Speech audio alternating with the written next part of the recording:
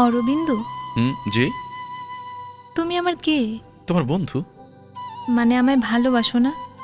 বাসি তো, তবে ভালোবাসতেও একে অপরের বন্ধু হয়ে ওঠা খুব জরুরি।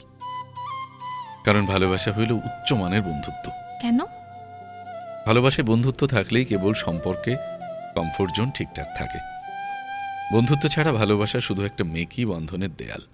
ভালোবাসা কি শুধুই মেকি বন্ধনের দেয়াল? হ্যাঁ, ভালোবেসেও তো অনেকে ভালোবাসা হতে মুক্তি পেতে চায়, তাই নয় কি? হ্যাঁ, তবে আমি কি করে বুঝবো তুমি আমার বন্ধু? এই যে আমার কোন অভ্যাসটা তোমার অপছন্দ, রাস্তায় বেরুলে কোন ছেলেটা তোমার দিকে ড্যাপ ড্যাপ ড্যাপ ড্যাপ করে তাকিয়ে থাকে, সেসব কথা সহজেই হাসতে হাসতে বলতে পারো। তবে কি ভেবে চিনতে বলা উচিত? না না, যেদিন বুঝবে ভেবে চিনতে কথা বলতে হচ্ছে, সেদিন বুঝবে ভালোবাসা মরতে শুরু করেছে। কেন? ভালোবাসা তো আর টকশো নয় যে ভেবে চিনতে উপযুক্ত কথাটাই বলতে হবে। ভালোবাসা হইল মুক্ত আলোচনার ব্যাপার। আমি তোমার কে?